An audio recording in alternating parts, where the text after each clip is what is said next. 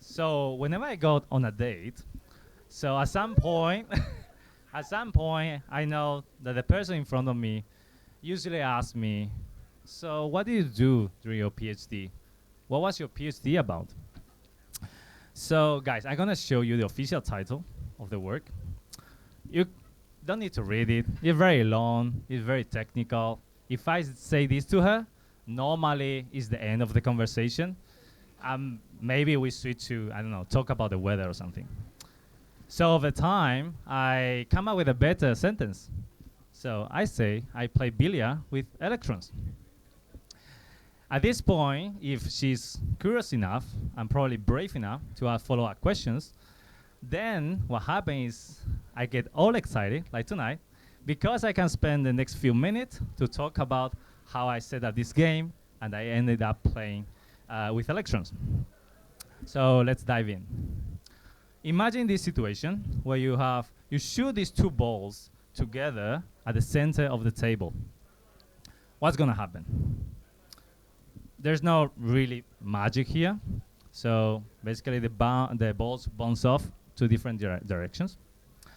And this is basically the goal of my PhD, but instead of using balls, I wanted to use electrons. The outcome is basically the same, but the bouncing phenomenon, the mechanism, is fundamentally different. Because we know, I hope we know, that the electrons are charged particles, and same charge, they repel each other due to Coulomb interactions, so they go away when they find each other very closely.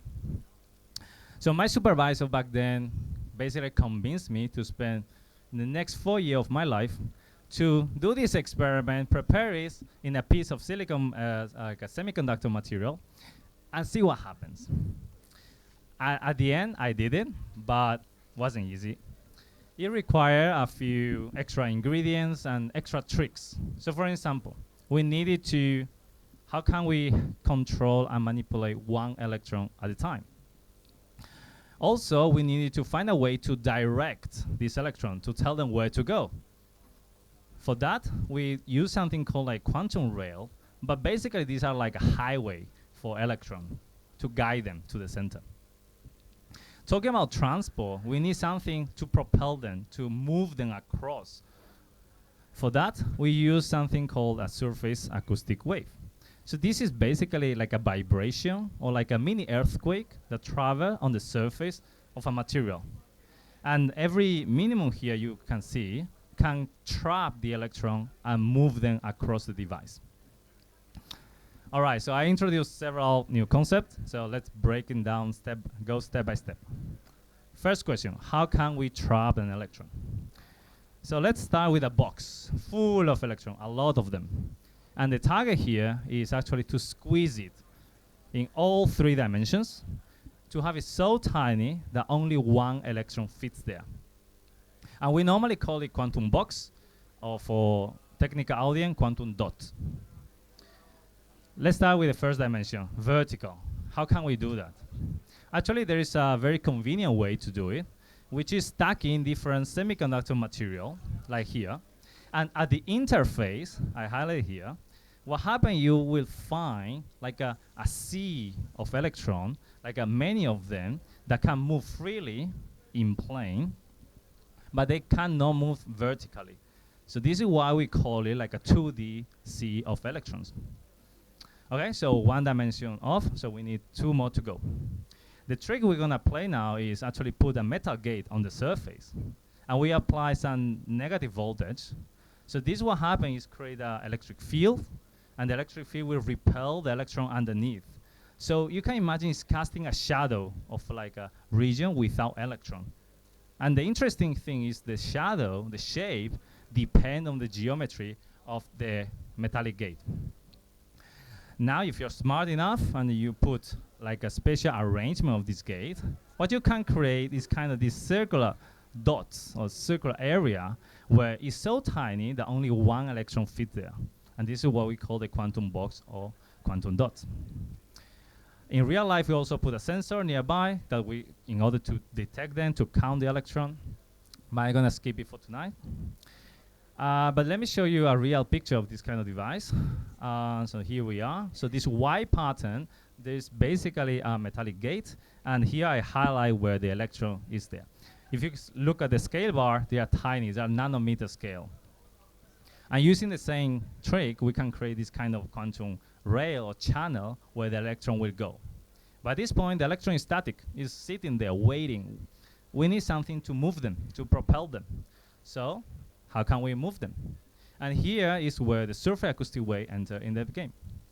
I have a very nice 3D rendering of this effect. So this, you can see this kind of wiggling, this mechanical oscillation, this wave that actually travel only on the surface of the material at the speed of sound. And this is why it's called surface acoustic wave.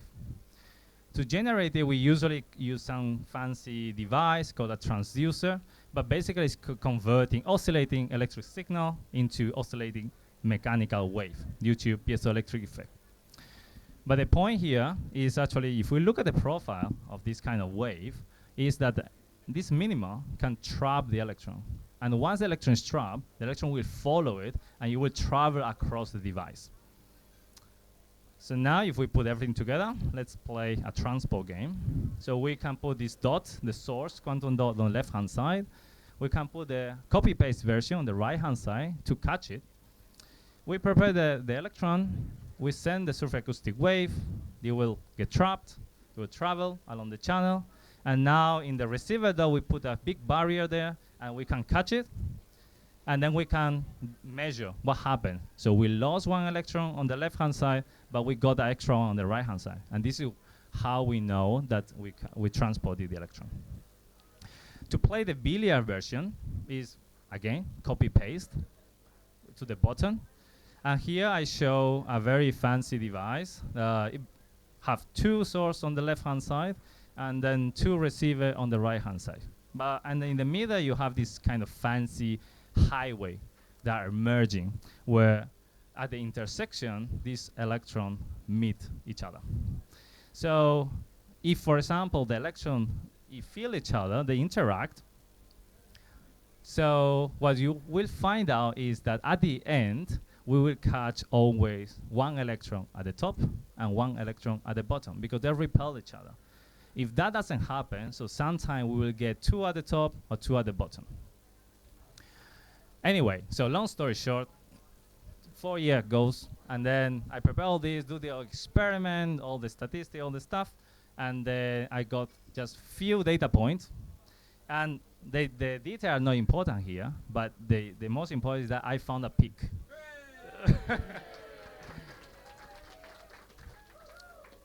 So this peak is basically the signature of the electron talking to each other, and they're repelling each other, and this is basically what we confirm, textbook physics. And that's it. So don't ask me why we do that.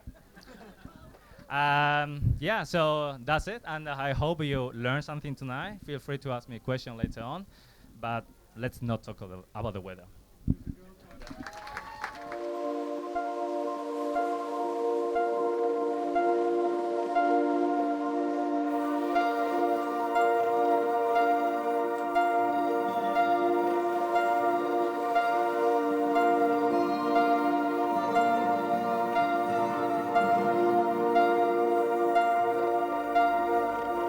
Thank you.